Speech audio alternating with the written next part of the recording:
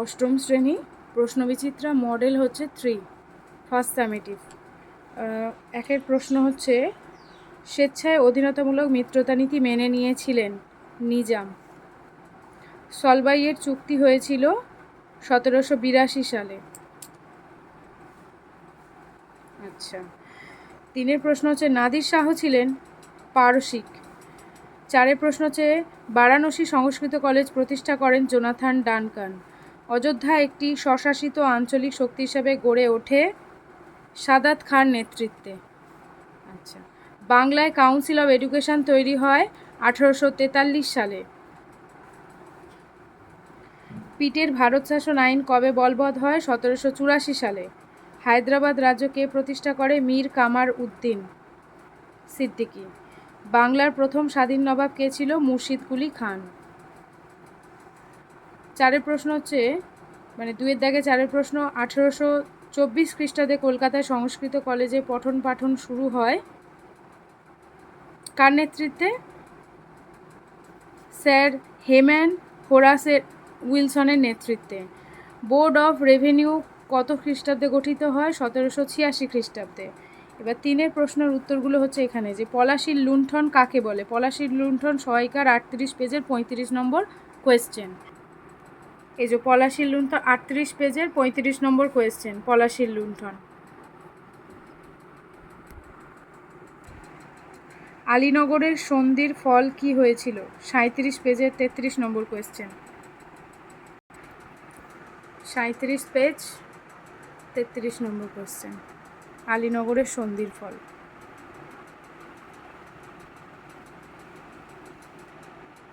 আলীনগরের সন্ধির ফল। 3-এর 3 নম্বর প্রশ্ন হচ্ছে, general committee of public instruction কেন গঠিত হয়েছিল? 85 পেজে 56 নম্বর কোয়েশ্চেন।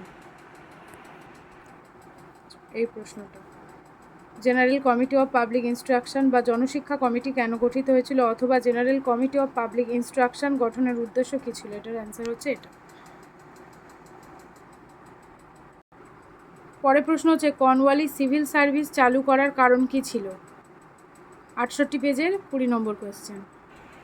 এই প্রশ্নটা বড় আছে, যে কর্নওয়ালিস সিভিল সার্ভিস ব্যবস্থা চালু করার কারণ কী ছিল? এটা হচ্ছে 68 পেজের, সহায়িকার 68 পেজের আর 20 নম্বর কোয়েশ্চেন এখানে।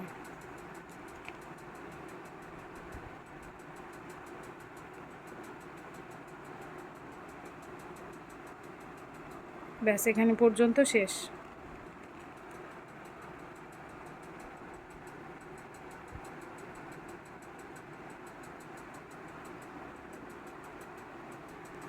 চারের 1-এর দাগের প্রশ্নটা হচ্ছে, দ্বৈত শাসন ব্যবস্থা বলতে কি বোঝো? এটা হচ্ছে 40 নম্বর পেজের 46 নম্বর কোয়েশ্চেন। এই যে দ্বৈত শাসন ব্যবস্থা, সহায়িকা 40 নম্বর পেজের 46 নম্বর কোয়েশ্চেন, এখান থেকে এটা।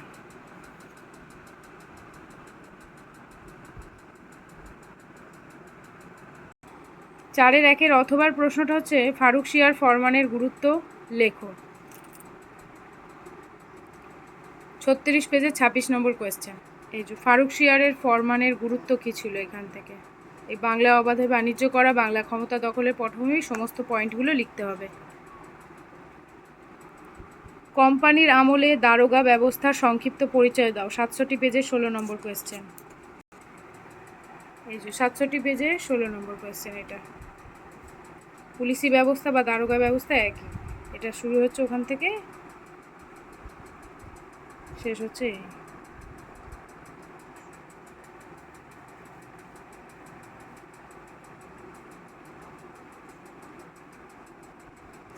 অথবার প্রশ্ন হচ্ছে, উডের ডেসপ্যাচ, 86 পেজে 6 নম্বর কোয়েশ্চেন।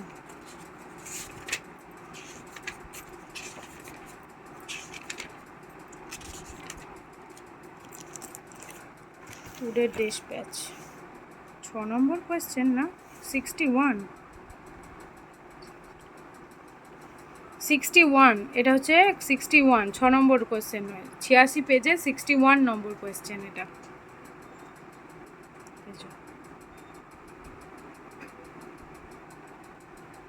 তারপরে 5-এর দাগের পলাশির যুদ্ধ বক্সারের যুদ্ধের মধ্যে কোনটি ব্রিটিশ কোম্পানির ক্ষমতা বিস্তারের জন্য বেশি গুরুত্বপূর্ণ বলে তোমার মনে হয়? এটা হচ্ছে 22 পেজে 15 নম্বর কোয়েশ্চেন। আচ্ছা, এই যে 15 নম্বর কোয়েশ্চেন, এটা পলাশির যুদ্ধ ও বক্সারের যুদ্ধের মধ্যে কোনটি ব্রিটিশ কোম্পানির ক্ষমতা বিস্তারের জন্য বেশি গুরুত্বপূর্ণ ছিল? তোমার উত্তরের সপক্ষে যুক্তি দাও।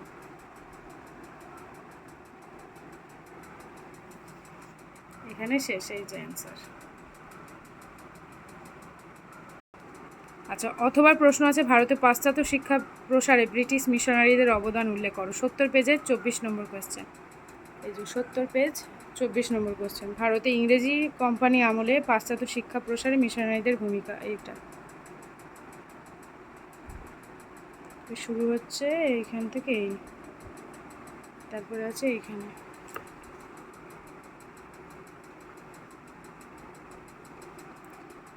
পরের প্রশ্ন হচ্ছে ইজারাদারি ব্যবস্থা চালু করা এবং তা তুলে দেওয়ার পেছনে কি কারণ ছিল? 76 পেজ, কোনো কোশ্চেন নাম্বার লেখা নেই, 76 পেজ।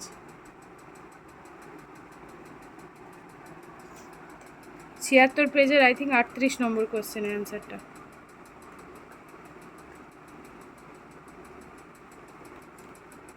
এই যে এটা।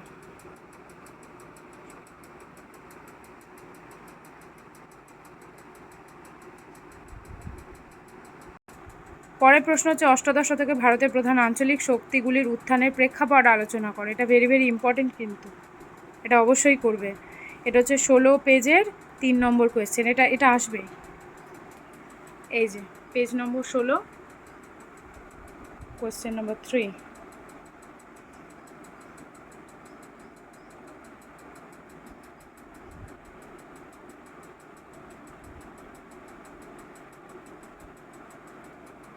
এটাই লিখতে হবে।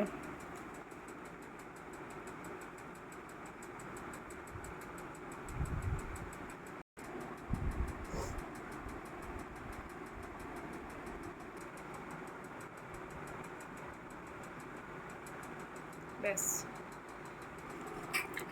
তাহলে টোটাল সব প্রশ্নের অ্যান্সার করা হয়ে গেল, এই পর্যন্ত থাকলো।